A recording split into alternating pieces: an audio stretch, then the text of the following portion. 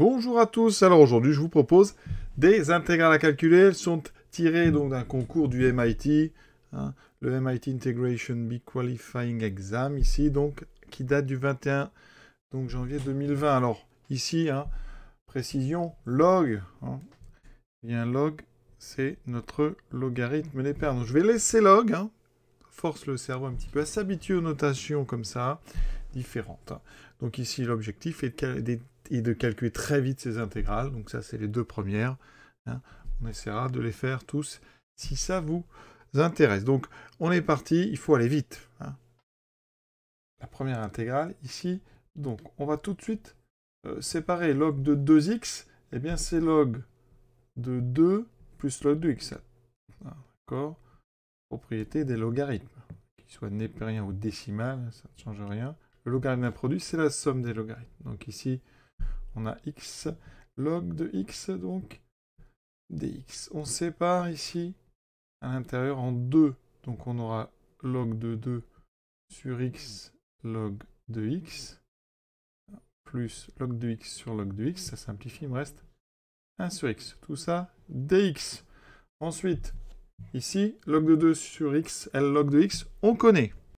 On va mettre sur une forme plus sympa, donc le log de 2, je le garde, fois... Alors ici, quand on a x, donc log de x dessous, c'est-à-dire x, ln de x, pour nous, 1 sur x, log de x, d'accord? Plus ici 1 sur x, tout ça, dx. Alors log, je vous ai dit ici, le log c'est le ln, donc si vous faites log prime, c'est donc 1 sur x, d'accord? Et ici, vous avez donc une forme avec... Ici, U' sur U. Donc ça, on connaît les primitives. D'accord? Donc la primitive que vous pouvez donner, c'est donc U' sur U, c'est du log donc de valeur absolue de log de x. Voilà. Plus ici, donc 1 sur x primitive, c'est donc log de valeur absolue de x. Et on a terminé avec cette première intégrale. La deuxième, donc intégrale de 0 à infini. Alors on va d'abord regarder sans les bornes pour voir un peu ce qu'on peut faire. Alors 1 sur e de x plus 1, le problème c'est que c'est du 1 sur u, donc 1 sur u, il va falloir bidouiller. Alors ce qu'on peut proposer, première approche, une petite astuce, c'est que 1 sur e de x plus 1, eh bien une petite factorisation en bas par exponentielle x fait apparaître 1 plus e moins x. D'accord? Et en mettant le x en haut, ça fait e moins x 1 plus e moins x. Et là, vous avez une forme avec un u en bas et en haut, alors, à condition de rajouter un moins comme ceci, on a u', on a donc encore du u' sur u.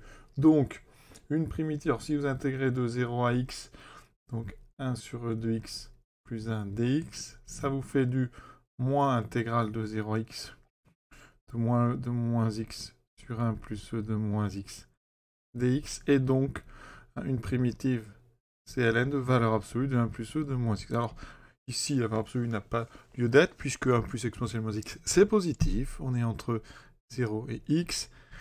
Donc, x va tendre vers plus l'infini. Comme on a exponentielle moins x, ça fera 0. Donc, il n'y a pas de souci. Donc, quand on remplace x par, donc, ici, quand on fait tendre x vers l'infini, ça fait moins ln, donc, de 1, qui fera 0, plus, donc, ln de 1 plus exponentielle 0. Donc ln de 1, ça fait 0. Il me reste ln de 1 plus 1, ln de 2. Alors ici, c'est pas ln. Mais vu qu'on est à l'américaine ici, on va y rester. Donc c'est log donc de 1 plus e de moins x. D'accord? Donc c'est moins... On a dit que ici, si on met l'infini, donc...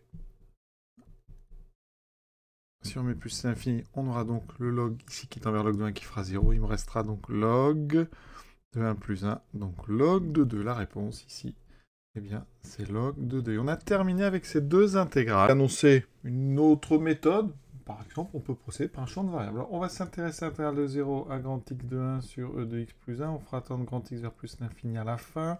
Donc ici, on pose du u égale e de x. Donc du égale e de x dx. C'est un changement de variable. Donc ici, quand x vaut 0, ça fait... Ici, exponentielle 0, j'ai 1, et ici, exponentielle grand x. J'ai donc ici du 1 sur e de x plus 1, ça fait u plus 1. Ensuite, dx vaut du sur E2x, donc du sur u. Donc ici, on a un du et on a un sur u qui va se rajouter ici. Et donc du 1 sur u plus 1 fois u, ça, décomposition en éléments simples, ça fait 1 sur, ici u, moins 1 sur u plus 1. Je vous laisse vérifier en mettant au même dénominateur. Voilà. Donc, ici, primitive de 1 sur u, ben c'est du ln de valeur absolue de u, moins ln de valeur absolue de u plus 1.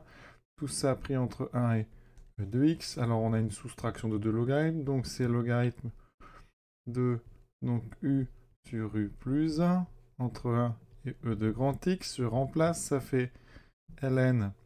Alors là, vous voyez, je me suis remis à la française, ln. On va quand même rester dans l'ambiance ici, donc log, log, log et log. Donc j'ai log de e de grand x sur e de grand x plus 1, moins la même chose, donc quand u vaut 1, ça fait 1 sur 2.